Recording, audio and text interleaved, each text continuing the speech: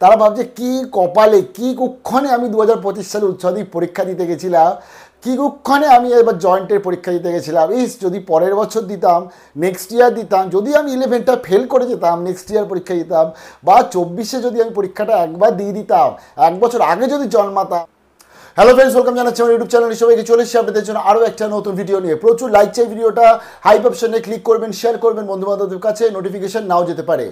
একটা ওয়েব সিরিজের ডায়লগ মনে পড়ছে যে মাঝে মাঝেই আপনি গড হ্যাঁ, আপনি ভগবান হ্যাঁ। তো যদিও আমি না সেরকম, বাট আমি দেখো যে ভবিষ্যৎবাণীগুলো করছি মিলে যাচ্ছে, মানে সকালবেলা যে ভবিষ্যৎবাণী দুপুরবেলাতে মিলে যাচ্ছে, বুঝতে পারছো? তার ফলে কারোর যদি কোনো রকম কোনো ভাগ্য গণনা বা ভবিষ্যৎবাণী দরকার পড়ে তো কমেন্ট সেকশানে লিখো এবং আমার ইমেল আইডিতে মেল করো, আমাদের সেশনে তোমরা চলে এসো, কারণ আমরা ভবিষ্যৎবাণী শুরু করতে চলেছি দি শঙ্খ মুখার্জি ভবিষ্যৎবাণী সেন্টার। তো চলো, অনেক হয়ে গেছে, ফাইনালি চলে এসছে। যে নোটিফিকেশান ওয়েট করছিলাম, কারণ জানতাম এর নোটিফিকেশান আসবে আবার, সেটা হচ্ছে 1 জুলাই যে নোটিস এসেছিলো, 15 জুলাই যে নোটিস এসেছিলো, 25 জুলাই সেই নোটিস চলে এসছে। অর্থাৎ ফার্দার এক্সটেনশন করে দিয়েছে কলেজ ভর্তির আবেদন। কলেজ ভর্তির আবেদন এক্সটেনশন করে দিয়েছে। এবার যে এক্সটেনশনটা করেছে 5 দিনের জন্য করেছে, কেন জানি না করলো, আরও 5 দিন করেই দিতে পারতো। অর্থাৎ 10 দিনে খেলা হচ্ছিল, সেই খেলাটা এখন বর্তমানে 5 দিন, মানে 10 দিন এখন বর্তমানে আবার 5 দিন। অর্থাৎ মানে যেটা 30-এ লাস্ট মান্থে যেটা ফর্ম ফিল আপ শেষ হয়ে গেছিলো, মানে 1 জুলাই যে ফর্ম ফিল আপ শেষ হয়ে গেছিলো, সেটা 30 জুলাই অবধি 2025 সালে এই বছরে রাজ্য সরকার, এই বছর উচ্চশিক্ষা দপ্তর টেনে নিয়ে গেল ওবিসি 17% এই ইস্যুটার জন্য লিগাল ব্যাটেলে ফেসে রয়েছে। তার জন্য 30 তারিখ অবধি এক্সটেনশন করে দেওয়া হয়েছে কলেজের বর্তমানে ফর্ম ফিল আপ, এবং এটা ফার্দার ডেটেও কিন্তু আনটিল ডেটেও পরবর্তীতেও এটা এক্সটেনশন হতে পারে, কারণ 28 তারিখের রেসপেক্টে এরা প্ল্যান করে আছে। যদি 28 তারিখে প্রবলেমস অফ সলিউশন হয়ে যায় তাহলে 30 তারিখে পরবর্তীতেই এরা মেরিট লিস্ট প্রকাশ করবে।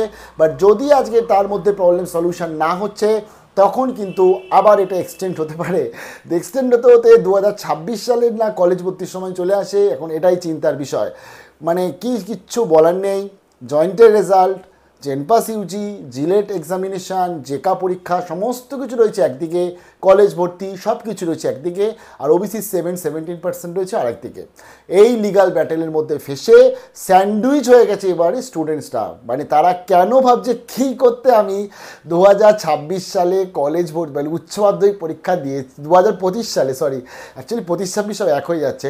তারা ভাবছে কি কপালে কি কুক্ষণে আমি 2025 সালে উচ্চ মাধ্যমিক পরীক্ষা দিতে গেছিলাম, কি কুক্ষণে আমি এবার জয়েন্টের পরীক্ষা দিতে গেছিলাম।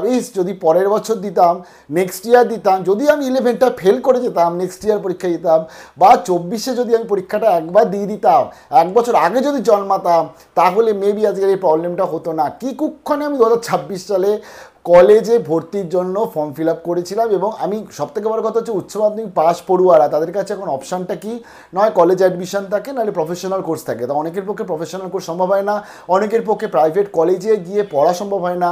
তো সেখানে দাঁড়িয়ে তাদের কাছে সরকারি কলেজ, এবং আমাদের যথেষ্ট ভালো ভালো সরকারি কলেজেস আছে, ইঞ্জিনিয়ারিংও বলুন আপনি, যথেষ্ট ভালো ভালো সরকারি কলেজ আছে ফার্মাসিতে বা আর্কিটেকচারে। তো সেখানে গিয়ে দাঁড়িয়ে তারা, বা আজকে জেনপাস ইউজি বা এএনএম জিএনএম পরবর্তী নার্সিংয়ে পড়াশোনা বা হেলথ কেয়ারে পড়াশোনার জন্য বলুন, তারা ভাবছে কী কুক্ষণে আমি 2025 সালে উচ্চ মাধ্যমিক দিয়েছিলাম। আমি হাসছি, মেবি এখন অনেক স্টুডেন্টসই কাঁদছে, তাই হাসাটা উচিত নয়, বাট কিছু করার নেই। 30 তারিখ অবধি এক্সটেন্ড করে দেওয়া হয়েছে।